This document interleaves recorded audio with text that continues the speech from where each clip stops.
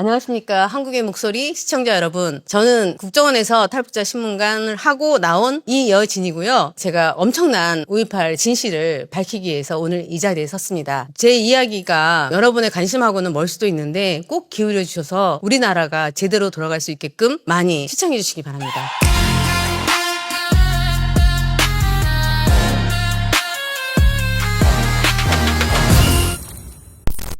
국정원 생활 30년 중에서 25년을 탈북자 신문관으로 활동을 했습니다. 탈북민은 사실 우리 국민처럼 대우를 해주는 게 맞고요. 처음에 뭐 그 사람들을 보면서 나쁘다, 뭐 그 사람이 탈북한 거에 대해서 뭐 의심을 하거나 그러기보다는 저희는 이제 실체를 밝히는데 중점이 있는 거고, 만약에 혹시라도 이 사람들 속에 간첩 혐의, 불순 혐의 있는 사람이 있는지 여부를 밝히는 게 저희가 담당했었습니다. 보통 이제 태국이나 캄보디아, 그다음에 라오스를 경유해서 들어오는 탈북자가 대부분이에요. 처음에 내가 북한이라는 걸 입증하기 위해서 진술서를 씁니다. 기초 진술서를 쓰는데 본부로 보내면 저희가 이제 그거를 스크린을 해요. 쭉 보면은 이거는 좀 진술이 틀린데, 북한 실정하고 다른데 하는 거 있으면 저희가 이제 체크를 해놓는 거죠. 얘는 약간 허위 진술을 했네. 그걸 중점적으로 저희가 파악을 하게 되는 거죠. 그러니까 진술이 바뀐다는 것 자체는 본인 자체도 자기 자신에 대해서 잘 모른다는 얘기죠. 이거는 간첩으로 이장에 들어왔다고 볼 수밖에 없는 상황이 되는 거죠. 저희 선배님께서 저희 이제 탈북자 신문관을 했으니까 5.18 당시에 북한군이 개입했다 뭐 이런 거에 대해서 연구를 하고 계셨어요. 개헌군 명예회복위원회라는 이제 진상 규명 같은 걸 하는 데인데, 저는 이제 나와달라고 해갖고 단순하게 그냥 이거 북한 실정에 대해서 내가 좀 알려주고 이건 아니다 기다 뭐 이런 것만 해주면 되겠다라는 생각으로 가서 이제 참여를 하게 됐어요. 근데 그분들이 하는 걸 보니까 개헌군 명예회복도 좋고 하는데 북한군 개입에 대한 어떤 그런 거를 실체적인 증거 없이 어떤 떠도는 소문 그런 걸 얘기했던 사람, 그 사람들이 쓴 책 뭐 이런 거를 갖다가 이게 있으니까 맞다. 근데 사실은 그 책들은 대남 공작 원칙에 안 맞아요. 많이 안 맞아갖고 이건 아닌데 왜 이런 걸 믿지? 라는 이제 생각이 들어서 그러면 다른 방향으로 한번 해봐야 되겠다 이제 생각이 들었고, 그때 2016년도 당시에도 5.18을 헌법 전문에 넣자는 얘기가 있었어요. 그래서 그러면 헌법 전문에 넣자고 하면 국민 대다수가 아는 어떤 기본적인 정신이 있어야 될 거 아니에요. 그때 저희가 그 5.18 기념재단에 있는 그 차종수 기록관이라는 분이 계세요. 근데 선생님 5.18 정신이 뭐예요? 라고 이제 물어본 거예요. 그랬더니 그 사람이 많이 연구했을 거 아니에요. 그 차종수라는 분은 형이 5.18 유공자로 되어 있는 것 같아요. 그런데 이분이 헌신과 봉사라는 거예요. 5.18 정신이. 헌신과 봉사? 뭐죠 이거는? 그러면서 한 얘기가 사람마다 다 생각하는 게 틀리다는 거예요. 그러면 합의된 정신이 없다는 거잖아요. 그렇게 오랫동안 연구해온 5.18 정신이 헌신과 봉사? 사람마다 다르다. 이거는 5.18 정신이 어떤 우리가 본받을 만한 함의된 의미를 찾을 수가 없었다는 얘기죠. 저희가 이제 들어가면은 그동안 국정원에서 해왔던 수사 기록이라든가 뭐 이런 거를 다 열람을 해요. 보고 어떻게 수사를 해왔구나, 선배들이 어떻게 일을 해왔구나 하는 거를 저희도 이제 알아야 되니까 기록을 보게 됐는데, 그 5.18 유공자 명단에 익숙한 이름들이 나오는 거예요. 왜 이 사람들이 여기에 들어가 있지? 그 사람들은 소위 얘기해서 이제 공안 사건이라고 해서 반체제, 체제 전복 세력이라고, 달리 말하면 반체제 세력이라고, 반국가 세력? 거기에 많이 들어가 있는 거예요. 공안 사건 관련자들이. 아니 이건 도대체 뭐야? 그 5.18 유공자 명단에 반 이상이 사실은 정치인들이 많이 들어가 있어요. 민주화 유공자가 되면 본인도 이제 많은 혜택을 받고 이제 보상금을 줘요. 사망자 같은 경우에는 13억 3천인가 4천만 원을 주고, 이제 정확한 액수는 모르는데 상해자한테는 한 4억 원? 그 다음에 이제 그냥 생활지원금이라고 해서 뭐 정교조 그런 사람들은 다치거나 한 게 없잖아요. 3,500만 원? 이렇게 민주화 유공자는 줬다고 얘기해요. 근데 5.18 유공자는 얼마를 줬는지는 제가 모르는데, 처음에 사건이 발생하고 나서 도청에서 의료보건 이런 걸 하셨던 분이 말씀하신 게, 자기가 이제 그 명단을 정리했기 때문에 아신다고 얘기를 해요.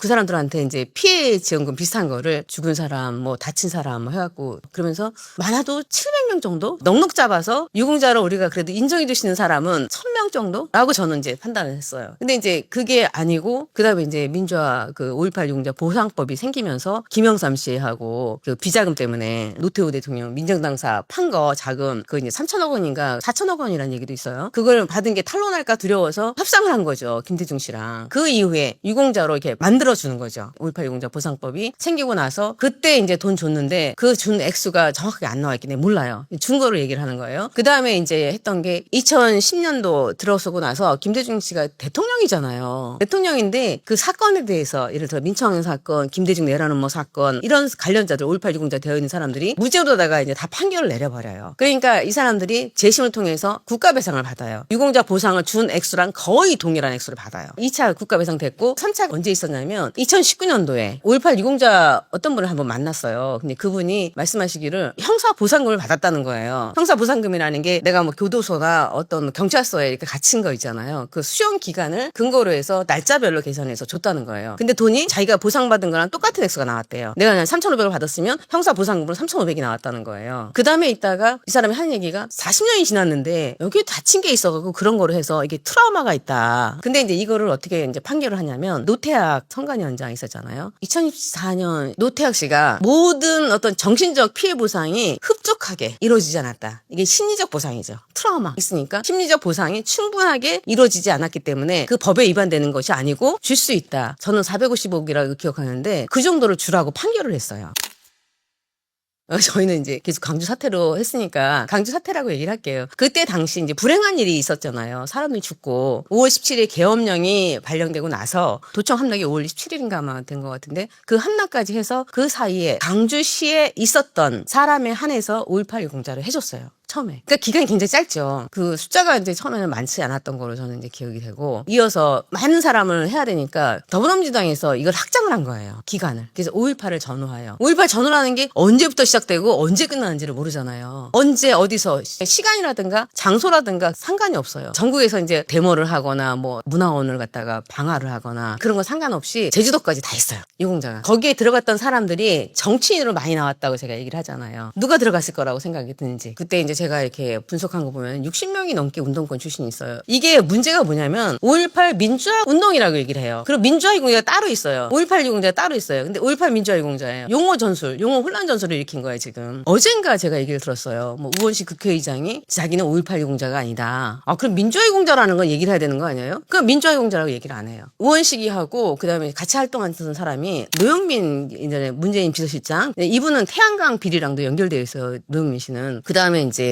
충북도지사 김영환 씨 같이 활동했어요. 그래서 김영환 씨도 5.18 유공자예요. 근데 자기는 이제 반납한다고 이제 얘기를 하셨고, 그 정청래 같은 경우에는 반미 활동을 한 사람들 있잖아요. 그러니까 주한 시설, 미국 시설을 뭐 수류탄인가 뭔가 화염병인가 뭘 던졌다든지 체류탄인가 이게 정청래 씨가 그 활동을 했어요. 그것도 이제 89년도 그런 사람들이 많이 들어가 있어요. 그다음에 이제 이하경 씨 있었고요. 서영교 이분은 5.18 유공자 설도에 있는 사람이에요. 그러니까 본인이 밝혀야 돼요. 임수경, 그다음에 이석기, 박원순, 그다음에 김경수, 문재인 씨는 사실은 5.18 유공자 맞다고 저는 봐요. 예, 전남 도청에 있던 사람이 맞지 않느냐라고 얘기했기 때문에 저는 맞다고 봐요. 5.18 유공자인 거 본인은 알잖아요. 제가 여러 번에 걸쳐서 5.18 유공자라고 얘기를 했는데도 불구하고 답변을 안 하세요. 제가 이제 공개되지 않은 사람이 있다고 얘기했잖아요. 1470명이 비공개예요. 그걸 누가 해줬느냐? 노무현 대통령이 해줬습니다. 2006년 1월 달에.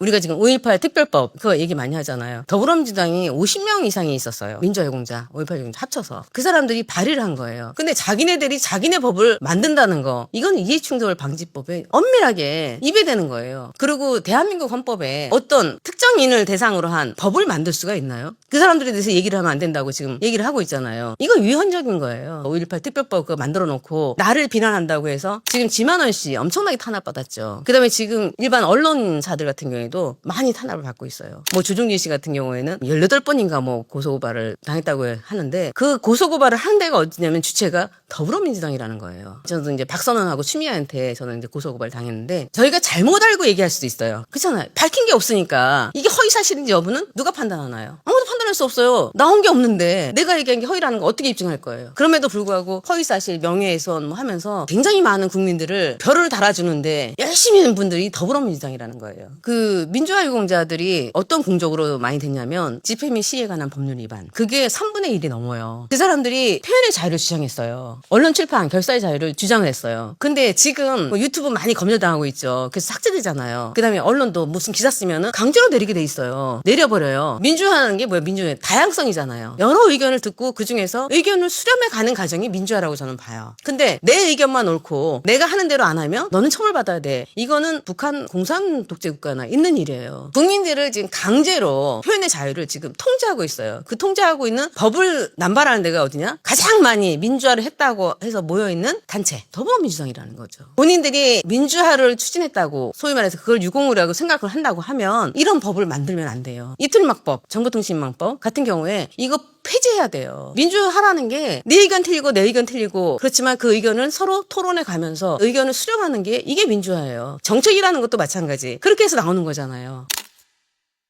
김대중 씨가 어떤 공안 사건, 학생들 같은 게 데모 많이 해서 들어가고 그다음에 단체 결성하고 국가보안법 위반을 많이 들어갔어요. 근데 본인 대통령 되고 나서 그 사람들 다 사면을 해줬어요. 죄를 사함. 그 사람들이 많이 유공자로 들어가면서 그 사람들이 정부 각 곳에 들어가 있습니다. 그 다음에 노무현 대통령이 될 때 김대욱 병풍공작이라고 있었어요. 그때 5.18 유공자하고 민주화 유공자들이 합세해서 김대욱 병풍공작을 일으켰어요. 그 여론조작인 거예요, 여기에. 여론조작은 내란이에요. 그때 당시에 설훈, 그다음에 이제 최강욱이, 문재인이, 박범계, 하여튼 그때 노무현 캠프에 있던 사람들, 민주화 유공자들이 김대욱 병풍공작을 일으켰어요. 문재인 있었죠. 드루킹 공작 있었죠. 드루킹 공작이 여론조작이에요. 여론조작이면은 내란이에요. 굉장히 큰 형을 받아야 돼요. 근데 그거를 우리법연구에 김민기라는 여자 판사가 있어요. 그 사람이 아주 경한 처벌을 했어요. 조국 씨도 마찬가지. 우리가 자파라고 얘기하는 사람들이 어떤 법에 처벌을 받게 되잖아요. 그럼 이 사람들은 아주 경한 처벌을 받아요. 제가 조국 씨는 기억이 안 나는데 정경심 씨도 그렇고 그때 당시에 재판을 담당했던 판사가 우리법 연구회로 제가 알고 있어요. 그럴 정도로 뭐 법조계 카르텔이 이제 형성돼 있기 때문에 마음대로 저지르고 그 다음에 또 하나 중요한 거 대진년 있잖아요. 대진년이 왜 그렇게 한다고 생각하세요? 걔네들 처벌을 안 받잖아요. 우리는 집회 및 시위에 관한 법률 위반이에요. 그 서부지법 사태 같은 경우에. 그런데 얘네들은 어떤 법을 처벌받는지 알아요? 도로교통법 위반. 그거를 적용해서 훈방을 다 시켜버리는 거예요. 폭력이잖아요. 기간에 점거하려고 했던 거. 그다음에 대통령을 갖다가 끌어낸다고 대통령 그 용산에 들어간다고 했던 이런 상황들. 이건 내란이에요. 말하자면은 준내란이에요 이게. 그런데도 불구하고 걔네 처벌 안 하잖아요. 그러니까 법조계도 다 카르텔이 형성되어 있는 거고 그 법조계 쪽에도 5.18 유공자 있습니다. 우리 국정원에도 뭐 5.18 유공자도 들어왔었고 5.18 유공자로 의심되는 박지원 씨, 그 다음에 이제 박선원 씨. 박선원 씨는 삼민투의 그 활동을 했던 사람이고 미 문화원 전거를 같이 했어요. 지금 현재를 말씀드릴까요? 교육부총리 최교진. 근데 이분은 이제 민주화 유공자에 나와 있어요. 나와 있는데 청문회 중에서 5.18 유공자라고 국민의힘에서 얘기를 하더라고요. 반박을 안 한 거 보면 비공개된 명단에 최교진이가 있다는 얘기죠, 이게. 근데 그분 같은 경우는 정교조 출신이잖아요. 정교조가 민주화 유공자에는 한 1,800명 정도, 5.18에는 한 300여 명인가가 정교조가 들어가 있어요. 전 여기서 의문점이 하나 있어요. 정교조잖아요. 학생을 가르치잖아요. 그러면 5.18 유공자가 본인이 됐어요. 그럼 본인들이 애들을 죽으라고 사주했다는 건가요? 가서 죽으라고? 그 교육을 그렇게 시켰다는 건지. 유공자가 되면 안 돼요, 선생님들은. 내 제자가 죽었는데 그 제자의 그 죽은 몸값으로 내가 유공자가 된다는 거? 이거는 진짜 교사로서의 어떤 양심도 없다고 저는 봐요. 그러니까 정교조가 굉장히 많이 되어 있어요. 그리고 그거를 이용하고 있죠, 지금. 더불어민주당에서. 이거 진짜 문제예요. 그 다음에 정치인들. 김대중 씨, 뭐 하나갑 씨, 권노갑 씨. 굉장히 많아요. 김대중의 가신이라고 볼 수 있는 사람들. 이훈평, 그 다음에 유훈일. 이제 이런 분들이 굉장히 많이 들어가 있다는 거예요. 그러면 본인들이 선동했다는 얘기잖아요. 그 운동에 나서라. 어? 달리 말하면 그거 죽였다는 거 아니에요. 왜 본인들이 유공자가 되나요? 민주노총 엄청나게 많아요. 민주노총도 거의 20% 정도 될 거예요. 거기도. 정교조랑 거의 비슷하게 유공자가 있어요. 민주화 유공자가. 진보당 건영국이 대통령 후보 나왔던 사람, 그분도 민주화 유공자예요. 본인이 얘기를 안 했죠. 그 사람은 이제 풍산금속 노동민주화라는 거를 한 것으로 인해서 공적이 그거예요. 위장취업을 한 거예요. 자기 이름이 아니고 다른 사람 이름으로. 그럼 그 회사에 해를 끼쳤잖아요, 분명히. 위장취업 해갖고 거기 가서 노동운동하고 그 사람들이 유공자가 된 거예요. 반미운동, 주한미군 철수하자, 국부법 폐지하자, 그 다음에 북한의 한 그런 행동에 대해서 추종하는 거, 5.18 정신 계승하자고 큰 소리 친 사람들, 구호 외친 사람들. 사람들. 이런 사람들이 자기 공적이 그렇게 썼어요. 그런 사람들이 대부분 되어 있다는 거예요. 윤호중 씨가 있죠. 해양부 장관. 이분은 청문회 때도 그 얘기 나왔어요. 고문, 강금, 린치, 유시민 씨하고 같이 했던 프락치 사건. 그걸 했는데도 불구하고 민주화 유공자가 되어 있어요. 그리고 이 민주화 유공자라는 게 행안부에서 관리를 해요. 자기가 관리하는 행안부 장관이 관리하는 민주화 유공자. 이 충돌이죠, 이것도. 그걸 하고 있어요. 또 그분이 이번 선거를 관리하잖아요. 우리 유권자 명부를 관리하잖아요. 이재명 대통령이 민주화를 한다고 한다면 인민민주화가 아닌 우리 자유민주화를 하시고자 한다면 이런 분들 쓰시면 안 돼요. 윤호중 씨, 그 다음에 김현덕 국토부 장관. 이분은 나와서 계속 웃기만 하세요. 무능하다는 얘기죠. 그러면도 쓰고 있어요. 이재명 씨도 가능할 수도 있는데 비공개 명단에 있는지 없는지 여부는 본인이 공개하지 않으니까 모르는 거고, 이재명 대통령 주변에 엄청나게 많은 민주화 유공자, 5.18 유공자가 포진해 있다는 거예요. 이게 더 큰 문제. 저는 이제 유공자 공적을 이제 조사하면서 나라를 믿어야 되잖아요. 국가가 하는 일에 대해서 믿어야 되는 게 맞잖아요. 그러니까 당연히 저는 모든 국민이 이 사람이 유공자 돼도 좋겠다고 생각하는 사람이 유공자가 되어 있을 거라는 생각을 했어요. 그래서 유공자라는 게 우리가 따르고 본받고 그 사람의 정신을 기리고 하는 이런 게 돼야 되는 게 맞는데, 보면서 저는 되게 이제 황당하다고 생각이 들었죠. 공적으로 할 수 있는 게 없는 거예요. 내세울 만한 공적. 나라 체제 전복시키자. 그렇게 했던 사람들, 주동적으로 나섰던 사람들, 그런 사람들이 민주화 유공자가 되어 있다고 하면 이거는 민주화라고 할 수 없는 거죠. 민주화를 지키기 위한 유공자라고 볼 수 없는 거 아닐까, 이런 생각이 들었고, 그러다 보니까 자꾸 주변을 끌어대는 거죠. 자신이 떳떳하지 않으니까. 인후보증식으로 이렇게 되는 사람들도 되게 많이 있었어요.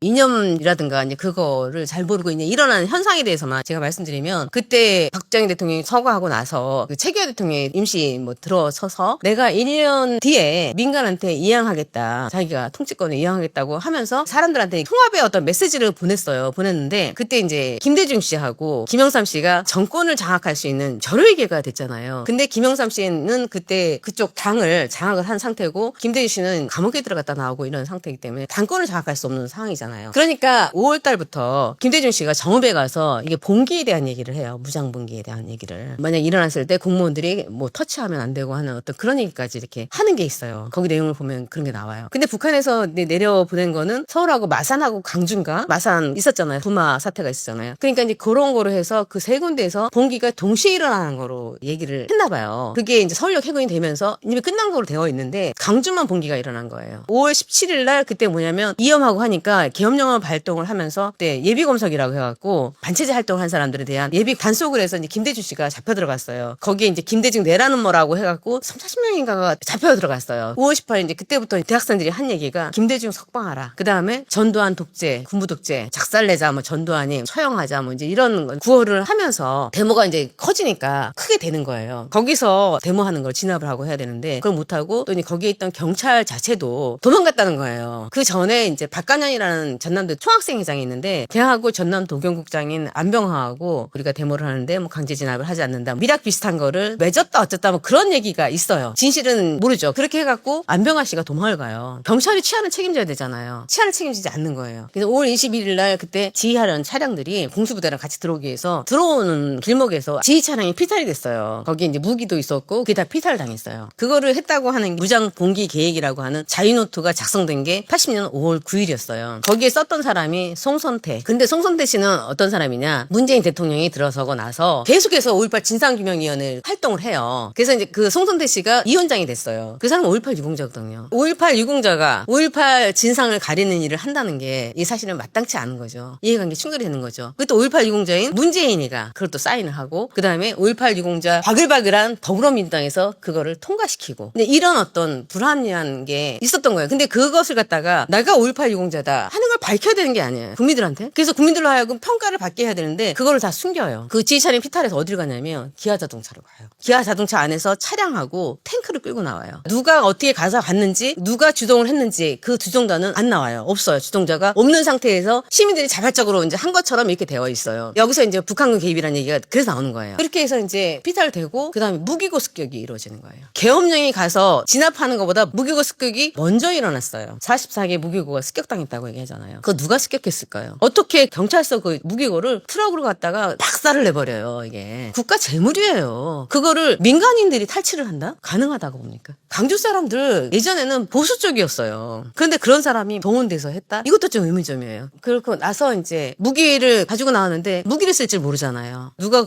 교육을 시키냐면 방위병들, 예비군 중대장 이런 사람이 나서서 총 쏘는 법을 가리키는 거예요. 가리켜갖고 했는데 그 사람들이 숙련된 총 쏘는 사람들이 아니잖아. 오벌탄이 많이 나왔겠죠. 많은 시민이 죽었는데 안타까운 건 애들이 죽었어요. 그 총에 의해서 죽었다고 생각은 안 드나요? 근데 그거를 전 대통령이 하합을 한다고 하면 처벌을 안 했어요.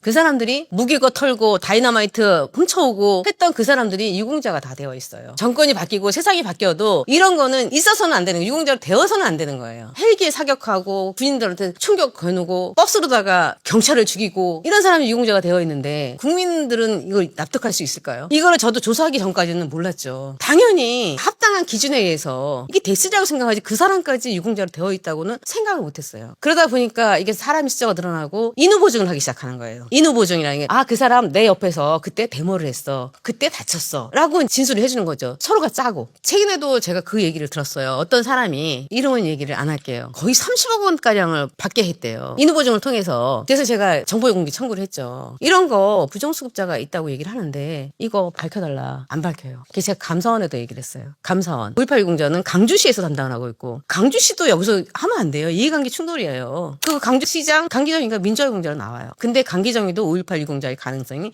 굉장히 높다고 저는 봐요. 그러니까 본인이 그 역할을 하면 안 돼요. 근데도 그 강주시에 가져갔어요. 그리고 정보공개 청구를 하면 국민한테 잘해줄 의무가 있는 거잖아요. 근데 그렇게 안 해요. 국민이 군림을 해요. 답변은 개인정보보호법 위반. 운운하면서 답변할 수 없다. 그렇게 성역화, 특별화. 우리는 대단한 인물이다. 라는 걸 얘기를 해요. 5.18 유공자 지정된 게.